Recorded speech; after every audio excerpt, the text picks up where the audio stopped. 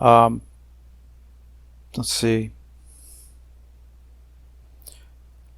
So after Fox finishes talking, for the most part, Gwen gets up, and this is Gwen giving their justification for rejecting the PFI.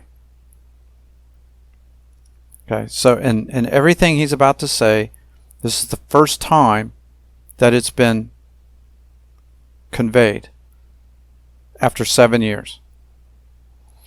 And everything that he's about to say, he could have told me the day I turned in my proposal in February of 2016. Everything he's about to say could have been said to me then when they could have rejected the PFI then. Every other DOT, every other local government that I've proposed the PFI to has said no right off the bat for one I've considered to be stupid ass bureaucratic excuse after another. But here they wait 7 years and 2 studies. I spend thousands of hours, thousands of dollars, travel thousands of miles over a 7-year period, thinking that the PFI is going to get honest consideration. And it never was. It never was. So the joke's on me. Haha. They got a good one on me. You know, they jerked me around for 7 years, and then he gets up, and this is what he has to say. And, you know, one thing just for a little bit of context, and, you know, I kind of anticipated that Mr. Parsons was going to come in here today not happy. He anticipated I wasn't going to be happy coming in. It wasn't a question of anticipating. I sent him angry emails. I was pissed off, and he knew I was pissed off, and he knows why I'm pissed off. Okay, so what doesn't get explained by him, and no one on the board asks, why was I angry? Why was I upset? What you're supposed to believe, and what was reported by Tampa Bay Times, I'm pissed off because they didn't pick my design. You know, that these hardworking, conscientious civil servants who care about the public, care about the taxpayers, care about doing a good job, okay, they pick the best project for, you know, everyone else, all the stakeholders. They pick the best project, right? And the PFI just didn't measure up. That's what we're supposed to accept. All of it's BS. It's just big fat lie. But anyhow, this is what he has to say. Yes, he knew I was going to be upset because I sent him angry emails, but nobody cares about why I was upset. Nobody cares. And he's not going to explain it. Because to explain why I was upset would be him admitting to being a big, you know, fucking fraud. He's a smart guy. I give him a lot of credit for he invented a concept. That's the first time I've heard anything positive about the PFI. I know this is all disingenuous garbage he's spouting here. Never, not one time was I complimented on the PFI by anyone from FDOT. Anyone, anywhere with FDOT, and from any district. I've proposed the PFI in multiple districts before this one, and never was it received with any positivity ever. So what he's saying here is completely disingenuous. It's just total lie. He's never had anything good to say to me or about the PFI, not once. And in a sterile, computerized model environment, it looks like it could work in some ways. In a sterile, computerized environment, it looks like it can work in some ways. I mean, that is such bullshit. I mean, first off, what he just said invalidates the feasibility study altogether. why do a feasibility study? I mean, the tools that you use to evaluate the feasibility of any design is in a computer. You use CAD, you use Synchro, you use vSim. Okay, that's what we do as engineers to evaluate a project before it's built. And he's just saying, yeah, I mean, it could work in those sterile computer environments. Then, why do it? Why use Synchro? Why use vSim? Why use CAD? Why do any of that? Just pick the one you want. I mean, that's what they've done in essence on this project, is just pick the one that makes him feel good. That makes him feel good. For whatever reason, it makes him feel good. All of the engineering, all the analysis, all of the software tools that were used, all the software tools available to be used, is just, it's just a sterile environment that doesn't match reality at all. So let's just dismiss all that and go with my gut here. This is a guy that's probably never done any actual engineering himself. He's got a PE, but as far as I can tell, he's always been in an administrative position, or he's been a salesman for a consultant, because he used to work at AECOM. He was a vice president at AECOM before he became district secretary at FDOT. There's no conflict there at all. There's no appearance of impropriety there at all, right? The traffic consultant on this study is AECOM, and this guy is a former vice president of AECOM, but no conflict. So in this sterile environment, it looks like the PFI could work some ways. Okay, but that's saying that it doesn't work in other ways. Well, what other ways? Because they've never once identified how the PFI doesn't work. But it's never been used anywhere. And when you look at how drivers would have to navigate. So, yeah, it's new. It's new. Hasn't been built anywhere. There always has to be a first time, doesn't there? But he wants that to be somebody else. Okay, the PFI was brought to him because of the opportunity to build a better project, but he doesn't want to be the one. This is a NIMBY attitude in reverse. This is reverse NIMBY. The NIMBY is not in my backyard. The NIMBY is somebody that says, hey, build the project in somebody else's yard, not in mine. Let them make the sacrifice, not me. The DOTs hate NIMBYs. Every DOT, every bureaucrat with the DOT hates NIMBYs, because NIMBYs, it's like, well, if we're not going to build it in your yard, you're telling us we got to build it in somebody else's yard just because you don't want it, right? So they are always critical of NIMBYs, and yet here he is doing it himself.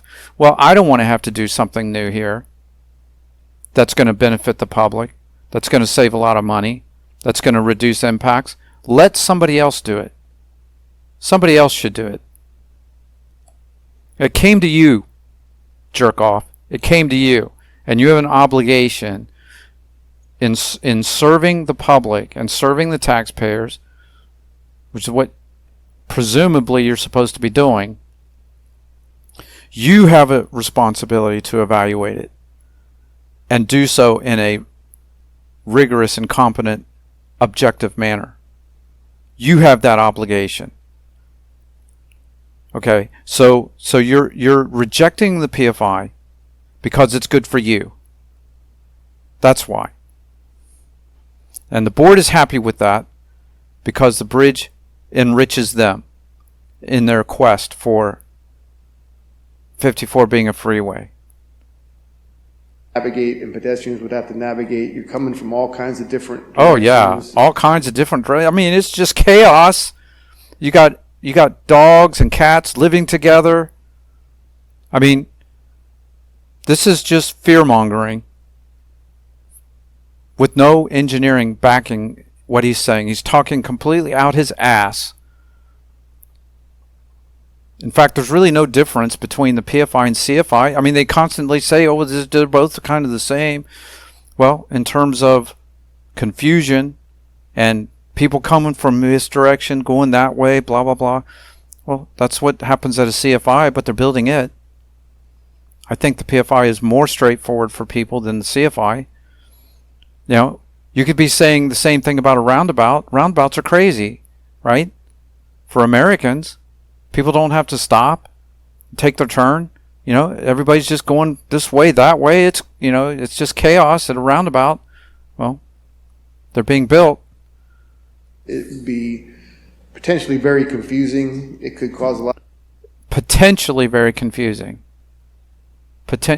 So everything he's just saying here is not substantiated at all by any engineering. There's no engineering behind it. You know, they have the FHWA driver simulator they could use to evaluate just how confusing is a PFI. Is it confusing? Who knows? You know, you don't say, well, it is potentially confusing, therefore we're not going to build it. No, you answer that question in the affirmative with engineering to back it up.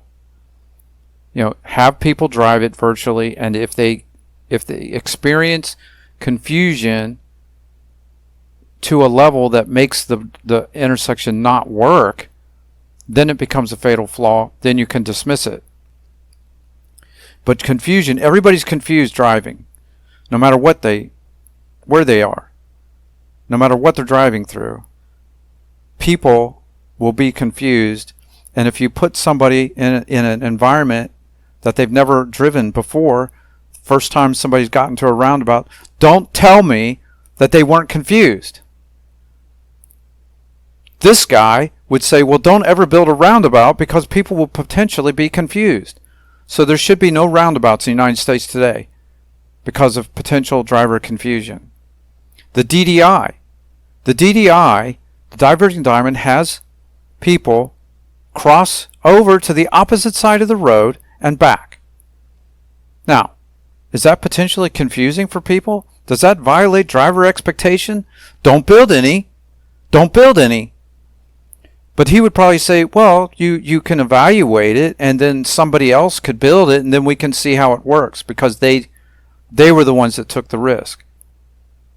Okay, so his unwillingness to try something new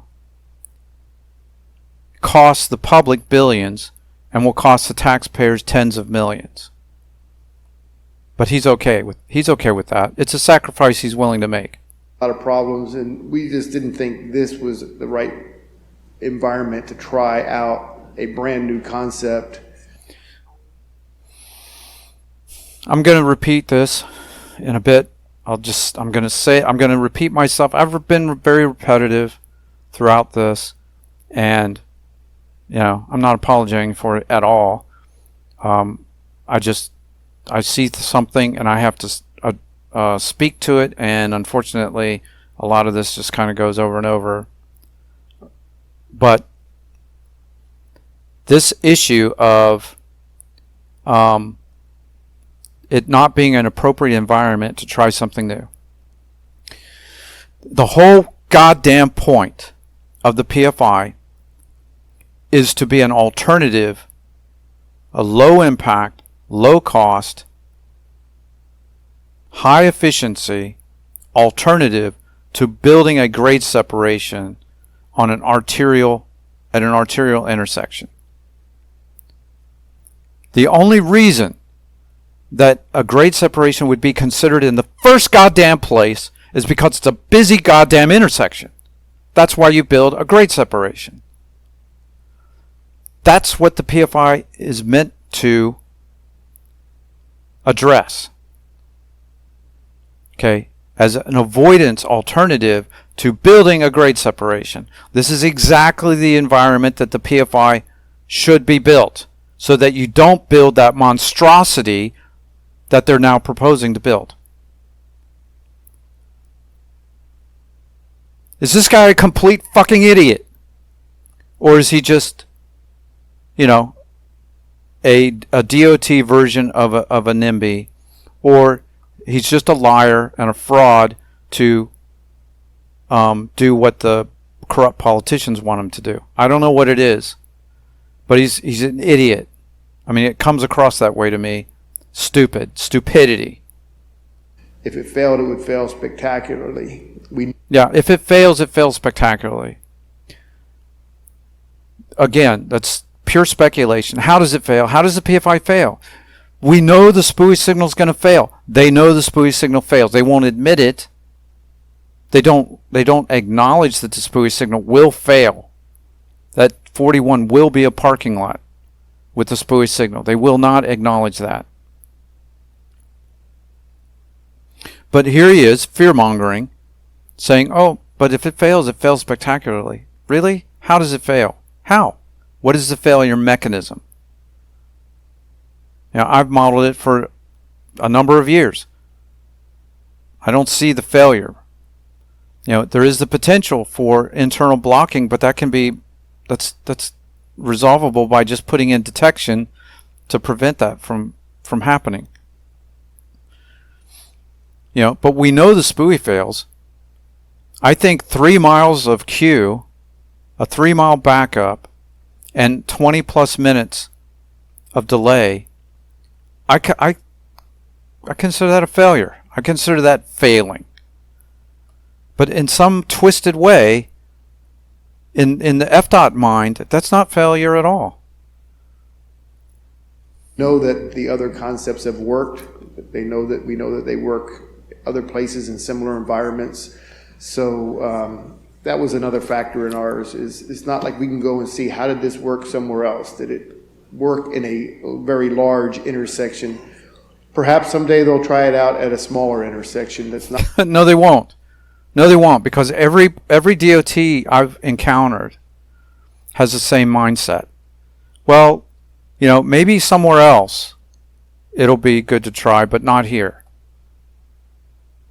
That's been the case every single time. And every time I propose the PFI, it benefits the public. It benefits the taxpayers. It benefits the environment. It benefits the community every single time, or I wouldn't propose it. I wouldn't propose the PFI, just knowing that it's new, knowing that it would be, there's some risk in building something new, that whenever I propose it, it is far better than what they are considering building. Far, far better. Every time. And when they say no to me, okay, yeah, it robs me of an opportunity. And sure, I would make millions. Of course, I've always had the position that if I got one project where I received a value engineering payout of multi-million dollars, I would then vacate the patent and let it go to the public domain. I was always willing to do that. I only wanted it to pay off one time. Okay? But every time they say no to me, every time they say no to the PFI, it's the public that loses. It's the public they're penalizing for their own benefit, for their own convenience, for their own security, for their own comfort. They are punishing the public, punishing the taxpayers every time. The people they are supposed to be serving. But we know that that's a lie, right? We know that they don't serve the public. The public they're the peasants to these people. They're the serfs. The public serves them. It is they grace us with their presence. That's the FDOT mindset. That's the DOT mindset everywhere. That they grace us. That we should feel privileged in their presence. Not quite as busy, but just wasn't the right environment. Yeah, just wasn't the right environment. You don't see in the numbers, but yeah, you don't see that in the numbers. All the numbers favor the PFI. They all do. So, but let's just forget about that. Let's just dismiss all of the results of years of study and just say Well, my gut tells me that this is just not a very good place to try this out. It's never been used anywhere. Yeah, okay. And never will. And, you know, one thing. I guess that's it. So, this what he just said here in, what, a minute? Dismissing the PFI. No engineering behind it whatsoever. It took him 7 years to say this. I went through hell over the last 7 years. Okay, this was going to be the last chance that I would have for the PFI to pay off for me and all my work. This is so enraging to me. It's so dismissive and so trite that the fucking gall of this piece of dog shit to get up here after 7 years and say this bullshit. This is the first time any of this has been said. It's not documented anywhere. Of course, it now will be, because they have to allegedly, I mean, according to federal highways, they're supposed to substantiate or justify why they reject an option. So how are they going to reject the PFI? They're going to say, well, yeah, I mean, in all the numbers, it's the best project, and yeah, it does save a lot of money, but this is just not the appropriate place to try something new. And I'm sure that if federal highways will say, yeah, they're right, it's not yeah, we'll go with that, right? But, you know, you scratch my back, I'll scratch yours. So that's federal highways attitude.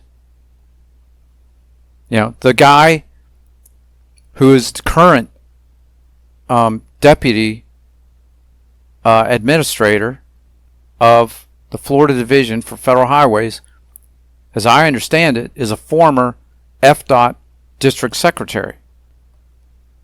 You know, that's like having the fox guard the chicken house, the hen house. Anyway, so this guy, after 7 years, gets up and says this shit, sits down, that's the end of the PFI. And no one on the board questions any of this. Just for a little bit of context, and you know. Anyway. And you know. So what Gwen says here is the first time after 6+ years of my original PFI proposal to District 7, and these sentiments were expressed, and I was given no opportunity to respond by Gwen or the board. I mean, they'll probably say, oh, well, you could come back like at the following meeting and you have 3 minutes to say your piece. I mean, fuck you people. They made zero effort to get my feedback. As the inventor and sole expert on the PFI, which was ranked as the preferred alternative by Vision 5456 Task Force, my opinion was completely excluded from the final results. Gwen's criticisms are undocumented 11th hour afterthoughts, demonstrating the PFI was never given serious consideration in the first place. Itself a violation of NEPA, because they're supposed to do a rigorous objective evaluation of all the alternatives. Everything Gwen says here could and should have been told to me in 2016 when I first submitted my PFI proposal to FDOT. And in their own comments. So I get a copy of their internal review comments by Farawada, I think is his name, District 7 traffic engineer, I believe, and their consultant with Jacobs Engineering. They generate comments and questions. Now, I didn't get a copy of that document until I did my public record request. But in all of their comments, neither of them say it's potentially confusing to drive. Not that I recall. None of them say, or neither of them say, that if it fails here, it's going to be substantial failure. I mean, that didn't occur to them.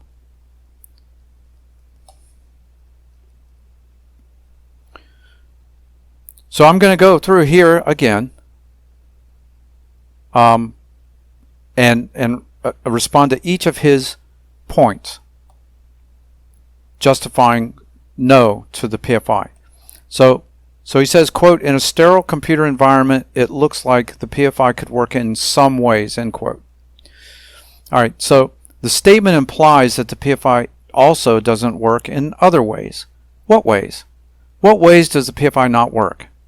Because up until this time, they have not identified any. It wasn't in their public meeting information. Nowhere did they ever say the PFI doesn't work because of X reason. Now they've got to find one, right? Because they're going to have to justify what he said after the fact. So, but he doesn't say. At no time has it been shown during the last 6+ years of MPO and District 7 study that the PFI doesn't work in any way. What flaws District 7 showed at the MPO board presentation, such as excessive access impacts, they created with their fraudulent PFI design, which was not presented at the September 2021 District 7 Public Open House. That all those things that they were talking about, the pedestrian expectation, driver expectation, that was not contained in their 2021 public meeting. So this was an ambush intended to discredit the PFI, at the last hour, discredit the PFI and do so in a way I can't respond. 2, quote, the PFI's never been used anywhere, end quote. It's an excuse, not a reason. A clear objective of the feasibility study, specifically in the PD&E study in general, is to evaluate the feasibility of each alternative. I mean, that's what a feasibility study is, right? To evaluate feasibility. Gwynn is using this statement as a scare tactic. If no to new is a valid reason to reject, then every state DOT and local government can use that excuse. If they get confronted with some promising new design, they can just say, like the roundabout was, they just say, well, we're not going to consider it because it's new. We don't want to build something new, no matter how beneficial it is to the people we allegedly serve. No to new is a decision for the public to make, not the agency. I mean, they could put disclaimers on it. They should make it very obvious to the public that the PFI is new. Okay? And you could say, well, it's theoretical, but the benefits of it are so great that it's worth taking the risk. Okay?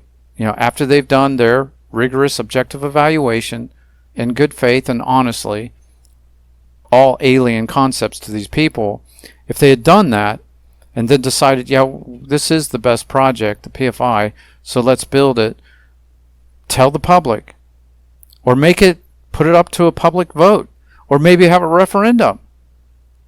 This is a project, it's a new design, this is how it compares to a traditional design.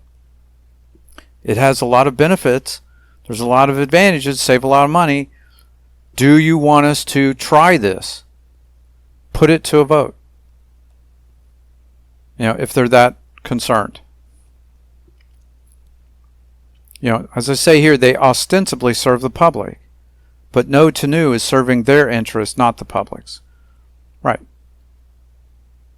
That's doing what's best for them. 3, quote, the 41 at 54 intersection is not the right environment to try out a brand new concept, end quote. Well, the primary purpose of the PFI and the CFI is to provide a low-cost, low-impact alternative to grade separations. And the only reason to consider converting an existing congested at-grade intersection is because it's very busy. The US 41 at SR 54 intersection is exactly the right environment to build a PFI. What Gwynn refuses to acknowledge is that the SPUI will fail, which is why the novel design is justified, and that's what I told the task force. In my presentation, the video presentation to the task force, Vision 5456, I said, try something new here, or be reminded every day why the thing that they built doesn't work. For the PFI to fail, let's see, for the PFI, no fatal flaw has been found to date. But aside from that, his opinion that this isn't the right environment is mere speculation and subjective. What is the right environment? He doesn't think it's the right environment, but on what grounds? If this was a concern, engineering analysis should have been conducted as part of the feasibility study, but it wasn't. He's saying here that he's willing to use a traditional design he knows will absolutely fail to avoid having to build a new design that looks very promising. Again, it's in the public's interest and taxpayers' interest who pay the price. Oh, it's the public and taxpayers who pay the price for District 7's self-serving agenda. Yeah. Right. You know, so they don't have to work hard. They don't have to go to the extra effort to build something new, learn about something new, right? Because we don't want to stress the bureaucrats. We don't want the bureaucrats to have to work, right? I think there should be every FDOT highway, there should be a 1 donut toll paid that goes right to the local FDOT offices. Everybody pays a donut to use their road. Let's do that. 4, quote, the PFI would be potentially very confusing, end quote. Over the last 4 years of feasibility study, FDOT spent 0 effort to evaluate potential driver confusion. There are tools available to objectively assess driver confusion, such as VSIM driver point of view feature and the Federal Highways driver simulator. The latter was used by the Missouri DOT for the first U.S. DDI built. Over the last 7 years, I was never made aware of this concern, and there's no evidence it was a concern of FDOT's or the MPO's until now. Here, Gwen is again engaging in self-serving fear-mongering. How is the PFI more confusing than the CFI, or the DDI, or modern roundabout? All were confusing when first implemented. All designs are confusing until people get familiar. The SPUI is going to be confusing to some drivers. At what point does confusing become a fatal flaw? Are we to believe that drivers will never figure out the PFI no matter how many times they try? Gwen deliberately conflates confusion and unfamiliar. Plan point of view versus driver point of view. It's just a dirty rhetorical trick to discredit the PFI. Yeah, I mean, if you're new to the PFI and you look at it from a helicopter view, it looks confusing. How does it work? I don't know.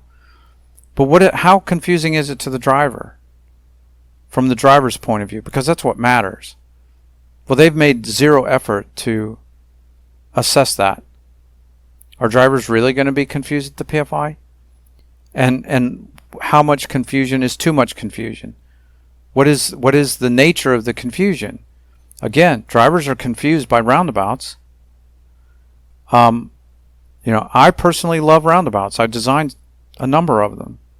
I was one of the very first transportation engineers in Ohio that was advocating for roundabouts, and I got a lot of grief for that. I was attacked and ridiculed for that until they finally figured out that the roundabout's actually a very nice design.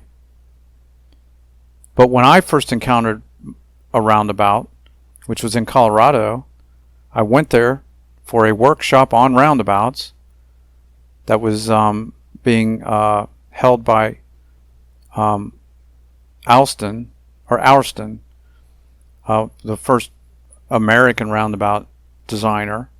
He put on a week-long workshop. I think it was a week-long workshop. So I went out there with my family. I attended the workshop, but there was a roundabout in town. This is Avon, Colorado. And that was my first roundabout. And I was confused. I didn't die.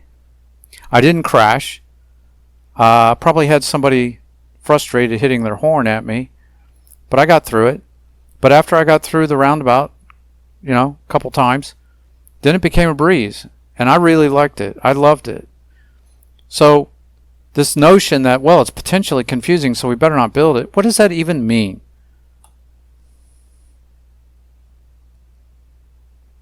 Five, if the PFI would fail, it would fail spectacularly. End quote. So how does the PFI fail? What is the failure mechanism? Again, this is the point of a feasibility study to determine if the design is feasible. But PFI feasibility was never actually investigated. This is yet another dirty rhetorical trick by Gwynn. Yet the SPUI signal will absolutely fail, as all traffic analyses to date by FDOT, the MPO, and me show, which Gwynn and the MPO just simply ignore. The MPO board, they just ignore it. They know the SPUI signal is going to fail on 41. They know it's going to be a parking lot. I think a 3-mile queue of traffic is failure. Now, it may never actually experience that in the real world. Maybe it's only a mile long. But that doesn't mean it's successful. That's not a win. I mean, a mile-long vehicle queue, I think, is definitely not a win. But that just means that the rest of the people, they went somewhere else. They're still incurring delay. It's just in travel time. They're still using more fuel. It's just in drive time. And they're probably congesting some other location.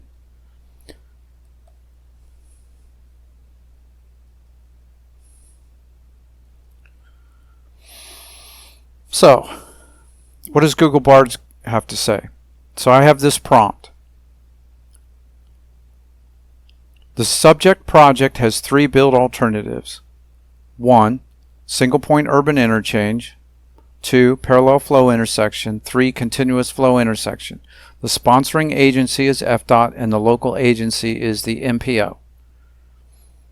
The justification given by FDOT in selecting the SPUI is as their preferred alternative was the following. 1, the SPUI is a traditional design they know works. 2, the PFI is new and unproven.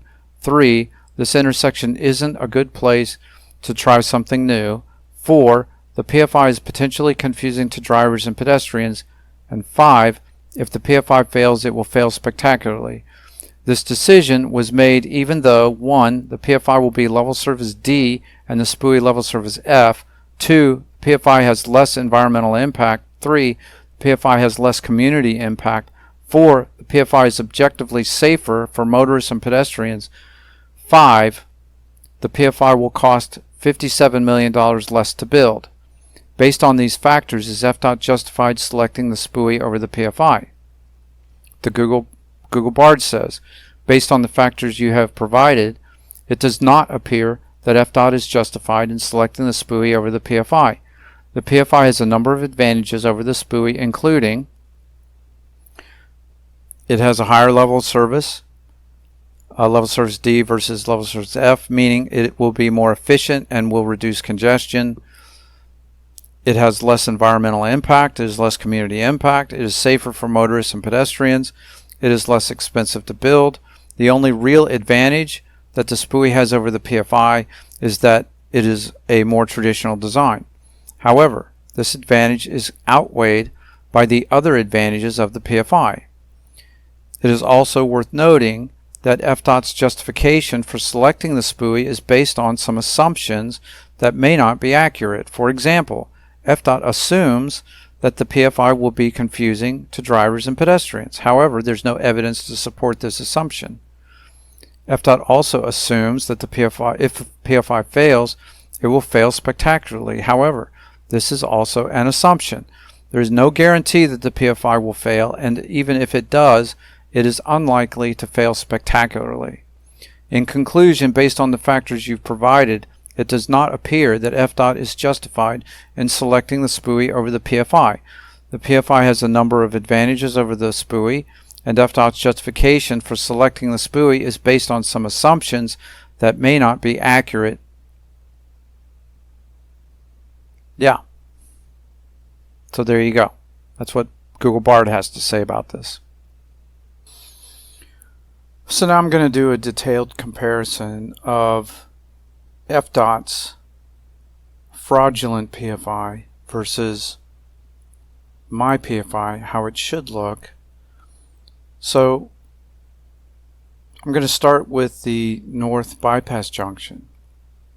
The bottom panels are from FDOT's PFI alternative, their plan, which is the left, bottom left, and the exhibit that they showed to the MPO board in February 2023, the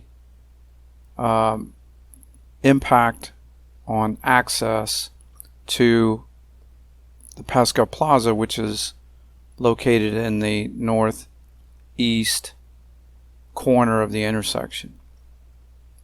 So 41 is running up, down, north, south, and 54 east, west. So when they designed their PFI, as I've said, they did not follow my signal specification. They did not add the necessary auxiliary through lanes. One consequence of that is to increase the length of bypass road. This is on the north leg, so the railroad track is on the left side of 41. They designed this junction with Carson Drive here. Pasco Plaza parking lot is shown here. Pasco Plaza parking lot is here. So they did not connect the bypass road to Carson Drive. So what that means is people coming from the west would not be able to turn directly into Carson Drive. Instead, they have people go down to the Lowe's signal and make a U-turn and come back. When they showed this exhibit, I objected. That's when I interrupted the presentation and said that's fraud, and that's when their response was to just have me removed by a deputy sheriff and then laugh at me afterwards. This is my design. This is what the PFI should look like. So the bypass road, the junction that is formed, the north bypass junction, is designed such that people wanting to go to Pasco Plaza have access at Carson Drive, which makes this a more direct access to Pasco Plaza. Normally people would turn left onto 41 directly and then turn into a driveway off 41. With the PFI designed correctly, they would go to this junction with Carson Drive and then turn into Pasco Plaza. Not as direct as it is today, but still much more direct than having to go down to the Lowe's signal and make a U-turn. So it should look like this graphic here.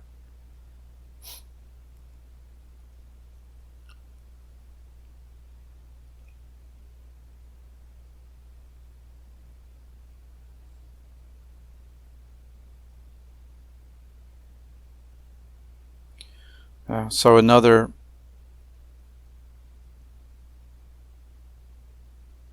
let's see, they provide a left out at their Carson Drive.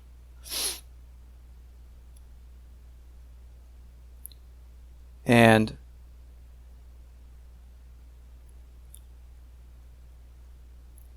Mine is a right out only,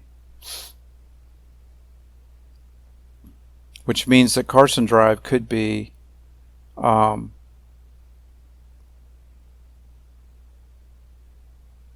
let's see, when there is a left turn, I provide a left turn, they do too, from southbound 41 during this phase, which would be a split phase, meaning that when this traffic is going southbound, the northbound traffic is held for some time, short time. Then people can make their right out of Carson at the same time that the people turning left in. Then they make a U-turn to go south on 41. The U-turn is just right to the north.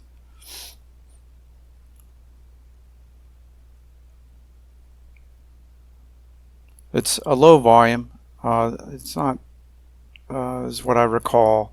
So having this right turn out of Carson with a U-turn is would be fine.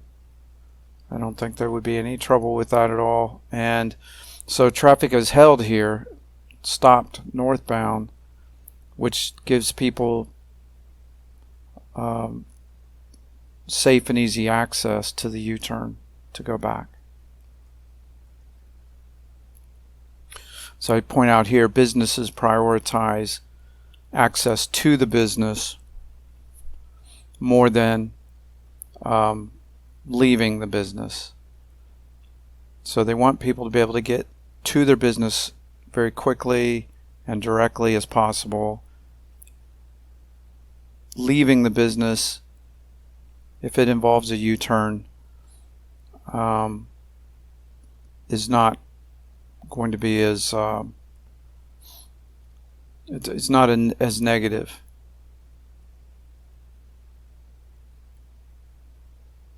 Yeah, so this is when they showed this graphic in the lower right, that's when I called out their fraud. And nobody cared. Just get him the hell out of this room. That was their response.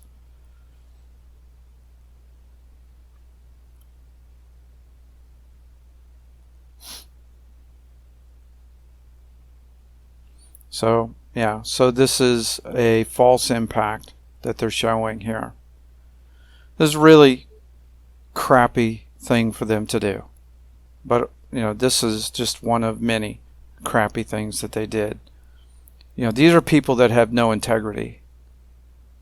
This is, it's really shocking, the level of lying and deception and just general shittiness by these people is pretty unbelievable to me.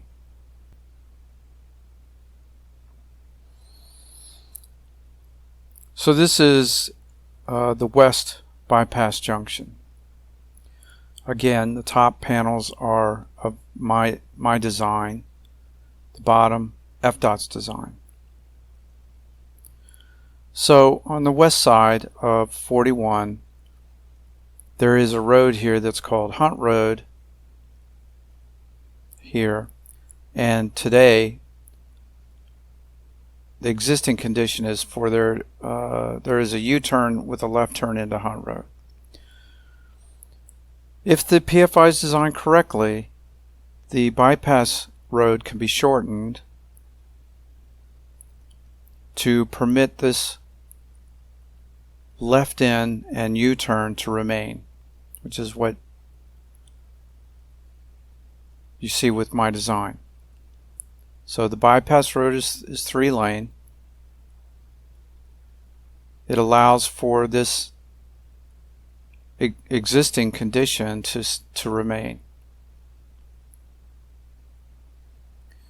FDOT's design removes that U-turn and left in because they extend the bypass road very far. They make it 2 lanes and they take out that U-turn, which has a a huge impact on access. So it should look like this, which is what it is today. This is what they showed at their February MPO board meeting. So the impact to access to Devon Oak with the FDOT PFI has people go through the PFI all the way down to Lowe's, make a U-turn, and go all the way back. Well, that would be highly objectionable if you live in Devon Oak, of course, or off Hunt Road. It's ridiculous. Okay, but again, this was done deliberately to discredit the PFI. I can imagine that it was, hey, let's extend this far enough so that we can remove that U-turn and that'll really screw this thing up. They probably had that conversation. You know, because obviously no attempt was made to shorten the... They could have made their bypass road 3 lanes instead of 2. Didn't have to be just 2 lanes. They obviously extended it as far as they could. Or say as far as they needed to in order to remove that U-turn.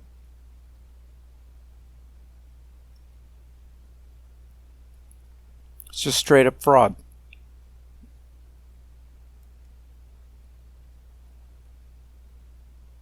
So, right, so they don't signalize the PFI correctly. They don't add the necessary auxiliary through lanes. As you can see on my design, on 54, there's 4 westbound and 4 eastbound lanes because of the added auxiliary through lanes. And theirs has just 3 lanes each way. 3 lanes each way. So between that and the garbage signalization, they completely screw up the PFI, and then it has this impact, which they feature at the MPO board meeting, just to say, hey, look what would happen if we built this PFI thing. It'd be terrible for people who live, you know, to the west of 41, or businesses, whatever.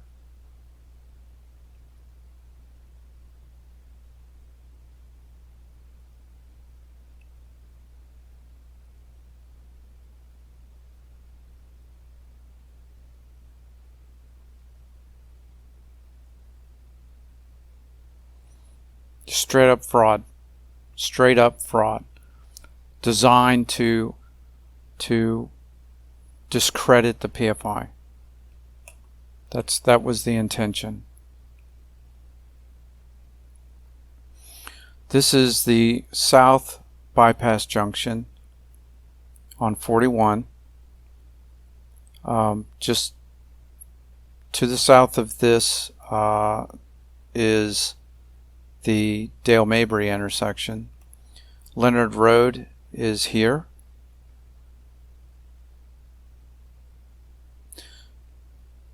The panel on the right is the FDOT PFI, and on the left is mine.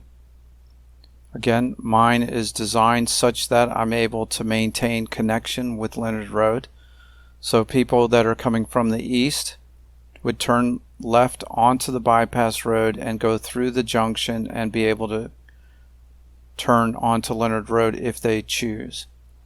It just so happens that my design requires only 2 lanes for this southbound movement.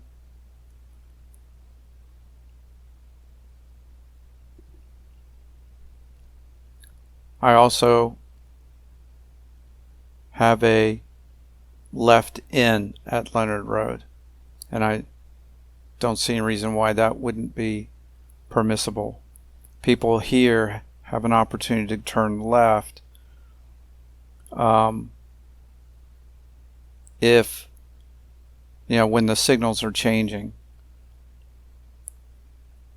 that 2 or 3 cars can turn onto Leonard Road before the signals go green. But if it needed to be, this could be signalized and given its own split phase. That would have to be analyzed to see what effect it would have on the southbound movement. But yeah, that's still doable. But what they've done is to extend the bypass road to beyond Leonard Road, which takes that out completely.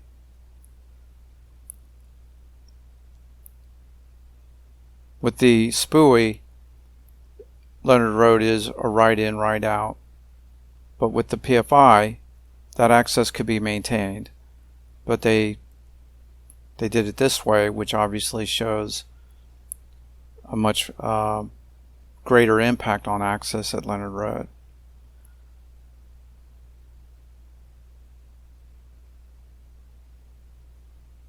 There's also a U-turn here for 41 with my design.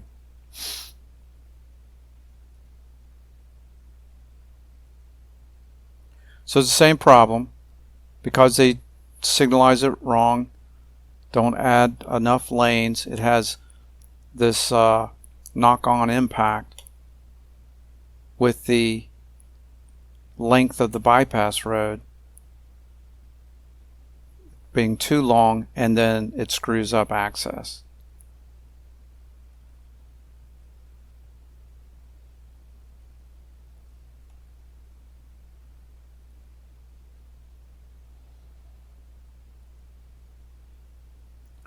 This is the east bypass junction on 54.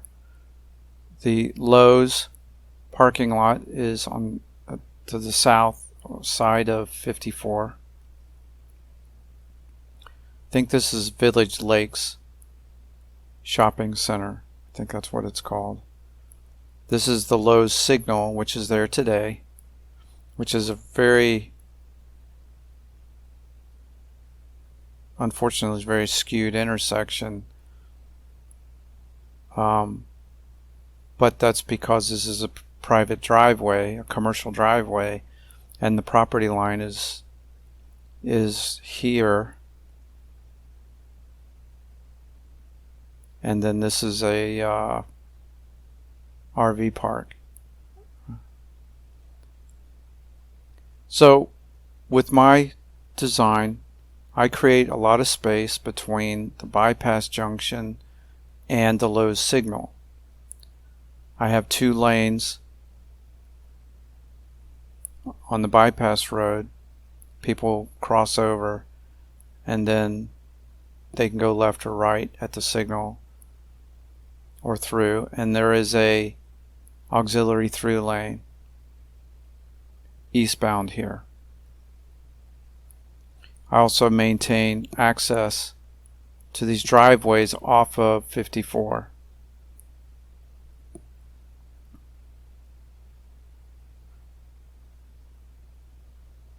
So that people coming out of this is a private road. I think it's Radon, and then this is a commercial driveway.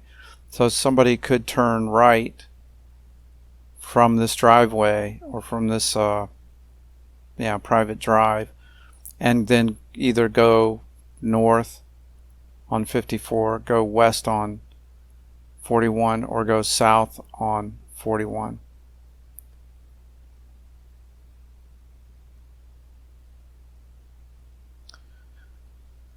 But this is the FDOT version. They have extended the bypass road and they have additional lanes, so it's 3 lanes, and they shortened the separation quite a bit.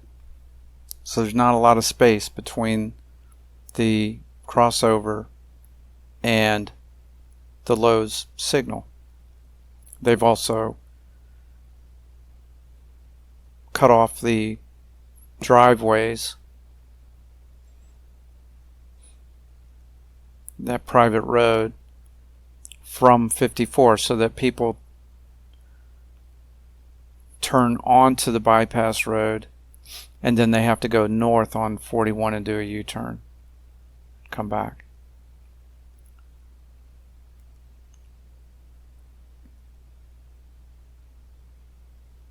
So again, improper FDOT design. See, I could have done all this for them. I would have designed the entire thing, and they could check my work.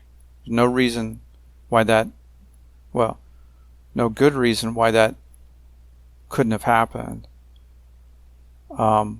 Obviously, they wanted to show the PFI in a negative light, so they didn't want me to do the design.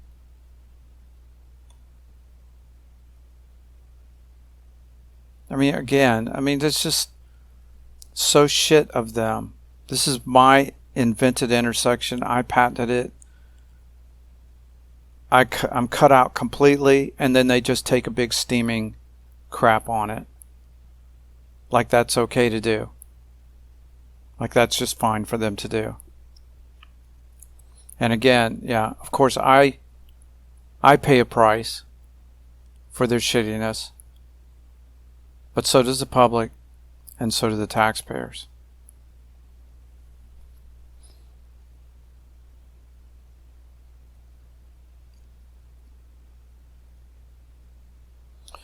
And this is the main junction. Mine is on the left, theirs is on the right. And I think just what I want to point out here is just how sloppy their design is, and how I'm not going to call it incompetent. I think it's just deliberately done to be sloppy, to take up a lot of space. It should be fairly compact.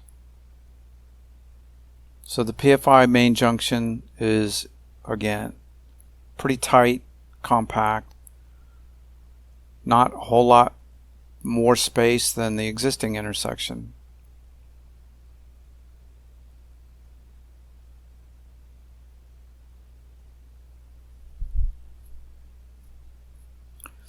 But this is how they designed it. So you can see they've got these oversized, large radius turns.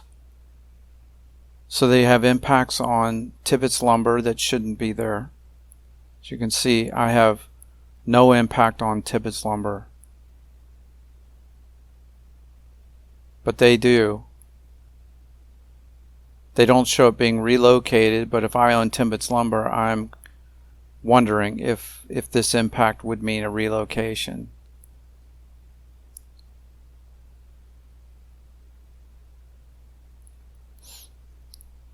They have these large radius curb returns that are just unnecessary, completely unnecessary. And then on the south leg, they put a 50-foot wide separation. I don't even know what they're thinking here. What is this? Why did they do this other than to just be shitty? There's no justification to do this at all. It should just look like mine. There's a 6-foot wide raised traffic island, a divider, 6-foot wide traffic divider between the opposing directions on the bypass road. Theirs is 50 feet. No reason for that at all. It just looks really sloppy and awful to me.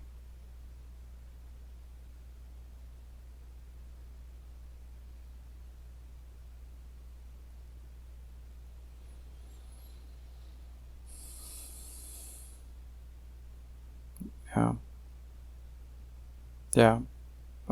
I complained. My complaints just fell on deaf ears. Okay, so this is a clip of my design 40 minutes into the 2045 AM peak period using FDOT's design year traffic. And there's no congestion. 40 minutes in, no congestion.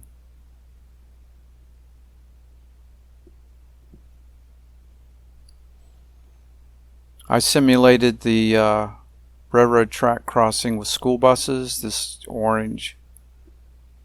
This is the school bus here, this orange vehicle. It's going to stop at the track.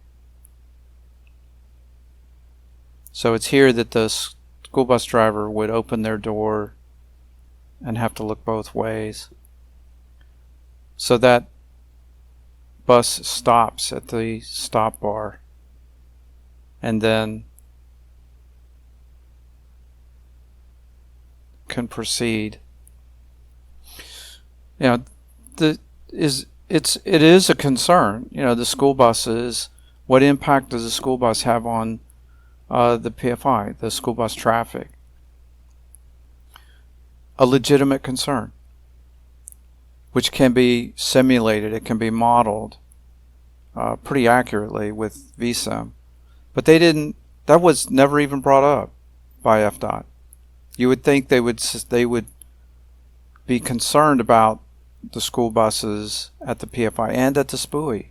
And all the alternatives are impacted by school bus traffic at this intersection, because in the state of Florida, they have to stop before crossing the track if they have students on the school bus. So that's state law. Well, that can be modeled, and then you could see what kind of impact it would have. I tried to do it with my model. They have the school bus volumes in their traffic data.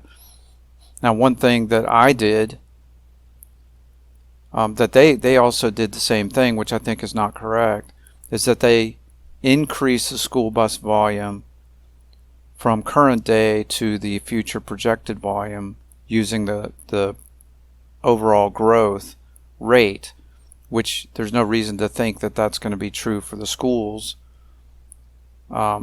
It's probably going to be the same number of school buses in the future as there are today, unless they have new schools on the drawing board.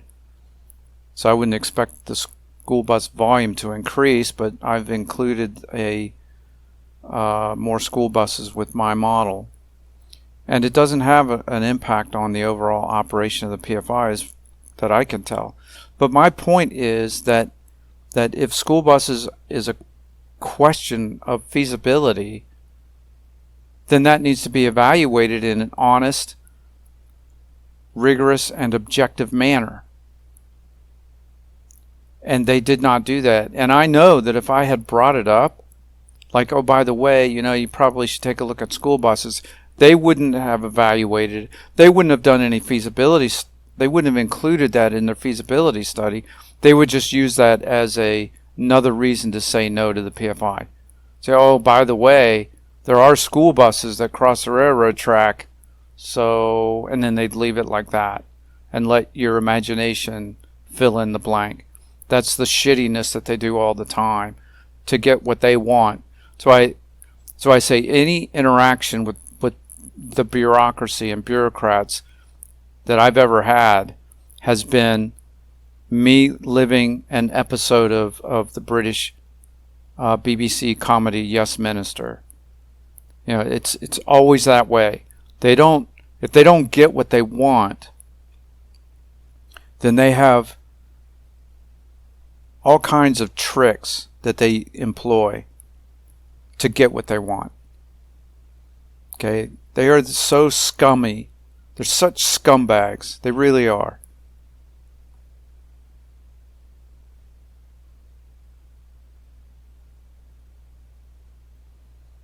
Yeah, so if you look at the SPUI at 40 minutes into the AM peak period, there's going to be traffic backed up 41 for miles. Whereas with the PFI, there's no backup of traffic. Same traffic volumes, but no backup at the PFI. You can see that a lot of these lanes are just open and clear of traffic. That's how efficient a properly designed PFI should be.